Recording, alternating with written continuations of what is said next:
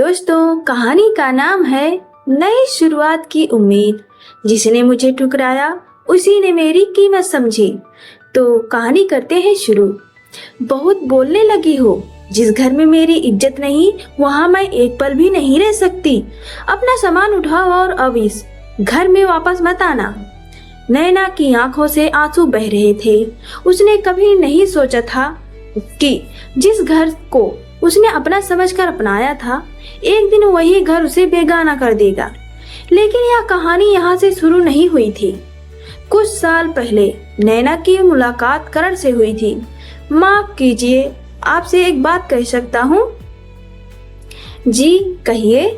करण कुछ पल चुप रहा और फिर बोला, पता नहीं क्यों, लेकिन आपसे पहली मुलाकात में ही अपना सा लगने लगा। नैना, मुझे तुमसे प्यार हो गया है, क्या तुम मुझसे शादी करोगी? नैना ने शर्माते हुए कहा, हाँ करण, मुझे भी तुमसे प्यार हो गया है। करण के चेहरे पर खुशी आ गई। मैं कल अपने परिवार को लेकर तुम्हारे घर आऊंगा, तुम्हारा हाथ मांगने। ठीक है करण, मैं आपका इंतजार करूंगी। अगले दिन करण अपने माता पिता के साथ नैना के छोटे से घर पहुंचा। करण की मां मधु ने नैना के माता पिता से कहा, हमें दहेज या पैसों की कोई जरूरत नहीं है, हमें बस आपकी बेटी चाहिए। नैना के पिता की आंखें भर आई। हम गरीब जरूर हैं, लेकिन अपनी बेटी को हमेशा खुश देखना चाहते हैं। करण के पिता ने कहा, आज से नैना सिर्फ आपकी बेटी नहीं, हमारी भी बेटी है। नैना की मां ने हाथ जोड़कर कहा, बस मेरी बेटी हमेशा खुश रहे। करण ने नैना की ओर देखकर कहा, मैं तुमसे वादा करता हूँ, तुम्हारी खुशियों को हमेशा अपनी खुशियों से ऊपर रखूंगा। नैना ने मुस्कुराकर कहा, मुझे आप पर पूरा भरोसा है।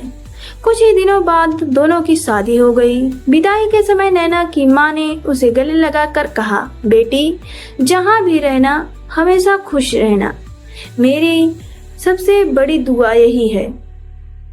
नैना रोते हुए बोली, माँ मैं आपको कभी नहीं भूलूंगी।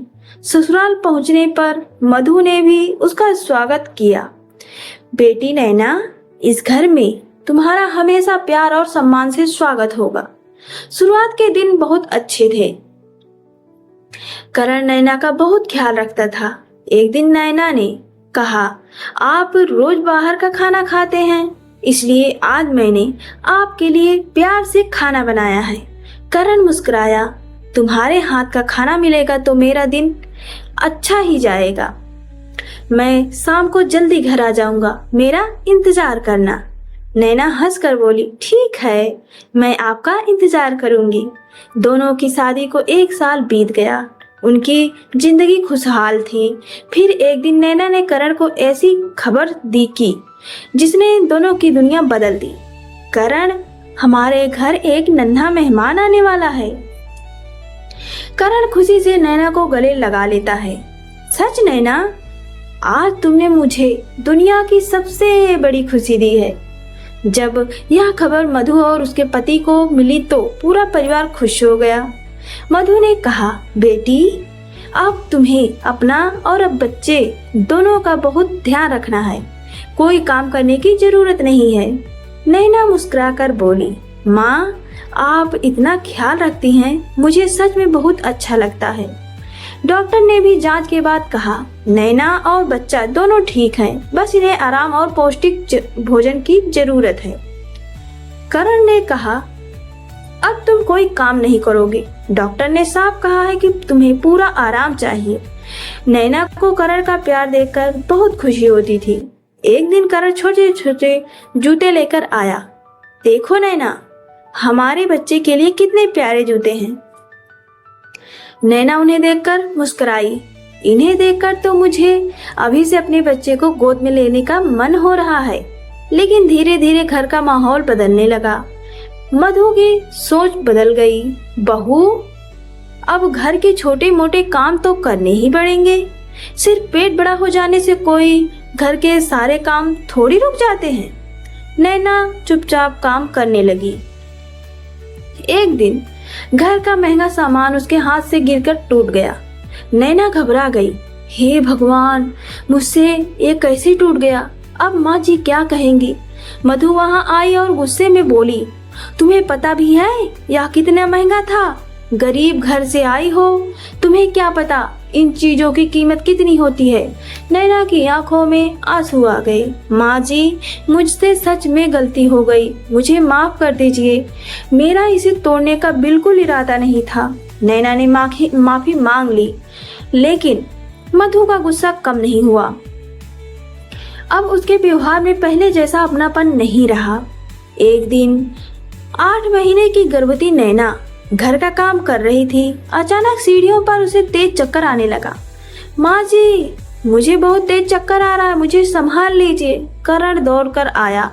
जल्दी डॉक्टर को बुलाओ, नैना को अभी अस्पताल ले चलते हैं। नैना घबरा कर बोली, करण आप मेरे पास रहना। करण ने उसका हाथ पकड़कर कहा, घबराओ मत, मैं तुम्हारे साथ हूँ, सब ठीक होगा। जांच के बाद डॉक्टर ने कहा, नैना और बच्चा दोनों बिल्कुल ठीक है, लेकिन अब इन्हें ज्यादा आराम और सावधानी की जरूरत है। करण ने कहा, अब तुम कोई काम नहीं करोगी। लेकिन मधु ने करण के कान भरने शुरू कर दिए। बेटा, नैना प्रेगनेंसी का बहाना बनाकर घर के कामों से दूर रहने लगी है। ज्यादा सिर पर चढ़ाओगे तो कल को तुम्हारी कोई बात नहीं मानेगी। धीरे धीरे मधु की बातें करण के मन में जगह बनाने लगी। उधर करण के ऑफिस में एक नई लड़की आई। उसका नाम था रिया। सर, मैं रिया हूँ, आज से आपकी कंपनी के मार्केटिंग डिपार्टमेंट में काम करूंगी। वेलकम रिया, उम्मीद है तुम अपनी जिम्मेदारियां ईमानदारी से निभाओगी। रिया मेहनती थी। एक दिन उसने करण की कंपनी की एक बड़ी समस्या हल कर दी। करण ने कहा, अच्छा काम है रिया, तुमने मेरी काफी मदद कर दी। धीरे धीरे करण और रिया की बातचीत बढ़ने लगी। करण ने एक दिन कहा, लगता है नैना और मैं पहले जैसे नहीं रहे। कभी कभी इंसान को बस किसी ऐसे की जरूरत होती है जो उसकी बात बिना जज किए सुन सके। रिया ने कहा, शायद आपको बस किसी ऐसे इंसान की जरूरत है जो आपको समझ सके। करण को रिया से बात करके अच्छा लगने लगा। उधर नैना अपने पति का पूरा भरोसा करके उसका इंतजार करती रही। एक दिन उसने पूछा, करण, कुछ दिनों से आप मुझसे इतने दूर दूर क्यों रहने लगे हैं? करण ने झूठ बोल दिया, ऐसी कोई बात नहीं है नैना, बस बिजनेस का बहुत प्रेशर है। एक दिन करण अपना टिफिन घर पर भूल गया। नैना ने सोचा, मैं खुद ऑफिस जाकर दे आती हूँ। वह टिफिन लेकर ऑफिस पहुंची। नमस्ते, मैं करण की पत्नी हूँ।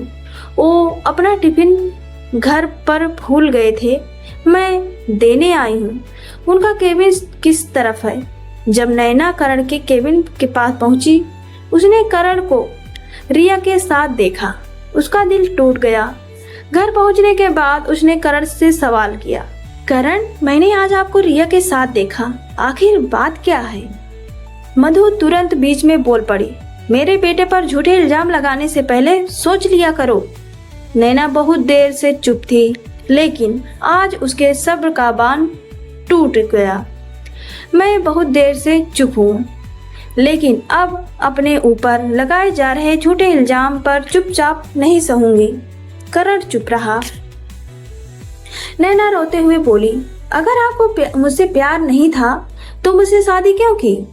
और अगर मुझे अपनी जिंदगी में जगह नहीं देनी थी तो मेरे पेट में पल रहे इस बच्चे को इस दुनिया में क्यों लाए? करण गुस्से में चिल्लाया, बहुत बोलने लगी हो। तुम्हारे जैसे के लिए यही सही है। जिस घर में मेरी इज्जत नहीं, वहां मैं एक पल भी नहीं रह सकती। अपना सामान उठाओ और अब इस घर में वापस मत आना। नैना की दुनिया उसी पल उजड़ गई। 8 महीने की गर्भवती नैना ने एक छोटा सा कमरा किराए पर लिया। वह अपने बच्चे के लिए नौकरी ढूंढने लगी, लेकिन उसकी हालत देखकर हर जगह उसे निराशा मिली। फिर एक दिन सड़क पर उसकी मुलाकात उसके पुराने कॉलेज दोस्त समीर से हुई। समीर ने उसे पहचान लिया। नैना, तुम यहाँ और इस हालत में? नैना की आंखों से आंसू निकल पड़े। मेरे पति ने मुझे घर से निकाल दिया। अब मैं अपने बच्चे के साथ अकेली हूँ। समीर ने कहा, नैना तुम अकेली नहीं हो, मैं तुम्हारी मदद करूंगा। उसने नैना को अपने घर में सुरक्षित जगह दी। कुछ दिनों बाद अचानक नैना के पेट में तेज दर्द उठा। समीर, मेरे पेट में बहुत तेज दर्द हो रहा है। समीर घबरा गया। तुम्हें अभी अस्पताल ले चलते हैं। डॉक्टर ने जांच के बाद कहा, डिलीवरी का समय करीब है, नैना को निगरानी में रखना बेहतर होगा। कुछ समय बाद नैना ने एक स्वस्थ बच्चे को जन्म दिया। उसकी आंखों में आंसू थे, लेकिन इस बार ये आंसू दुख के नहीं, खुशी के थे। नैना और बच्चा दोनों बिल्कुल ठीक है। बधाई हो। नैना ने समीर की ओर देखकर कहा, आपने मुझे मुश्किल वक्त में मेरा साथ दिया, मैं इसे कभी नहीं भूलूंगी। समय बीतता गया। उधर करण रिया के करीब होता गया, लेकिन रिया के मन में करण के लिए वैसा प्यार नहीं था। वह एक बड़े और कामयाब बिजनेसमैन के साथ अपनी नई जिंदगी शुरू करना चाहती थी। एक दिन रिया ने करण से कहा, अब हमारा रिश्ता यहीं खत्म होता है, मैं आगे बढ़ चुकी हूँ। रिया के जाने के बाद करण की जिंदगी बिखरने लगी। उसके कारोबार पर भारी कर्ज था। एक दिन बैंक का अधिकारी आया।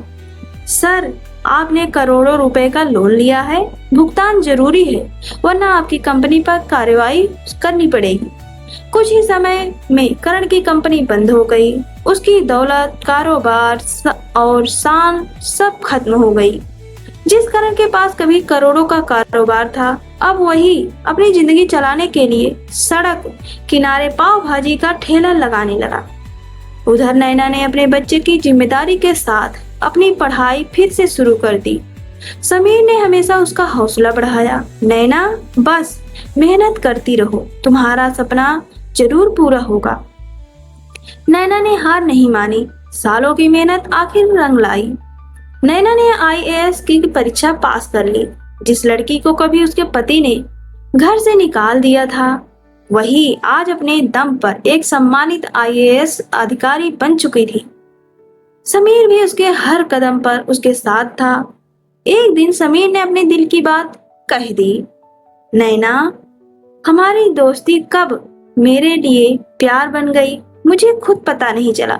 अगर तुम्हें मंजूर हो तो क्या तुम मेरे साथ नई जिंदगी शुरू करोगी? नैना की आंखों में आंसू आ गए। हाँ समीर, मुझे तुम्हारा साथ मंजूर है। समीर ने नैना के बच्चे को भी पूरे दिल से अपनाया। अब तीनों मिलकर एक नई और खुशहाल जिंदगी जीने लगे। उधर करण अपनी छोटी सी पाव भाजी की दुकान चला रहा था। दौलत तो जा चुकी थी, लेकिन नैना को खोने का अफसोस उसके दिल में अब भी था। एक दिन करण को पता चला कि नैना IAS अधिकारी बन चुकी है। वह अंदर से टूट गया। मैंने नैना को नहीं खोया था, मैंने तो अपनी खुशियां खुद खो दी थी। तभी एक दिन एक ग्राहक उसके ठेले पर आया। भैया, बच्चे के लिए एक प्लेट पाव भाजी दे देना। करण उस आवाज को सुनकर ठिठक गया। उसने सामने देखा, वह नैना थी। दोनों की नजरें एक दूसरे से मिली। नैना के साथ समीर और उसका बच्चा खड़ा था। करण की आंखों में पछतावा था। नैना, मैंने तुम्हारे साथ बहुत गलत किया, मुझे सच में अपने किए पर पछतावा है।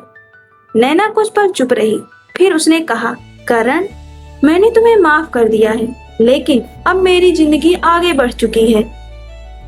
करण की आंखों में आंसू आ गए। आज समझ आया नैना, मैंने तुम्हें नहीं, अपनी खुशियां खुद खो दी थी। समीर ने नैना का हाथ थाम लिया। नैना, आज तुम्हारा और तुम्हारा भविष्य ही सबसे जरूरी है। मैं हमेशा तुम्हारे साथ हूँ। नैना ने अपने बच्चे को देखा और मुस्कुरा दी। उसने पीछे मुड़कर नहीं देखा, क्योंकि उसे आखिरकार वह जिंदगी मिल चुकी थी जिसमें उसे प्यार, सम्मान और अपने परिवार का साथ मिला था। करण भी समझ चुका था कि बीते हुए कल को वापस नहीं लाया जा सकता। अब उसे अपनी गलतियों से सीख कर आगे बढ़ना था। इस कहानी की सीख यही है, रिश्ते की कदर समय रहते करनी चाहिए। पैसा जिंदगी की जरूरत हो सकता है, लेकिन रिश्तों की इज्जत और भरोसा उससे कहीं ज्यादा कीमती होता है, क्योंकि खोया हुआ पैसा दोबारा कमाया जा सकता है, लेकिन खोया हुआ भरोसा वापस पाना बहुत मुश्किल होता है। और नैना की जिंदगी ने साबित कर दिया, जिस इंसान को दुनिया कमजोर समझती है वही अपने संघर्षों से एक दिन सबसे मजबूत बनकर खड़ा हो सकता है। और मेरे प्यारे दोस्तों, कहानी यही खत्म होती है और कहानी कैसी लगी कमेंट करके जरूर बताना। मिलते हैं नई कहानी के साथ और चैनल को सब्सक्राइब करें, लाइक करें, वीडियो को शेयर जरूर करें। Thank you.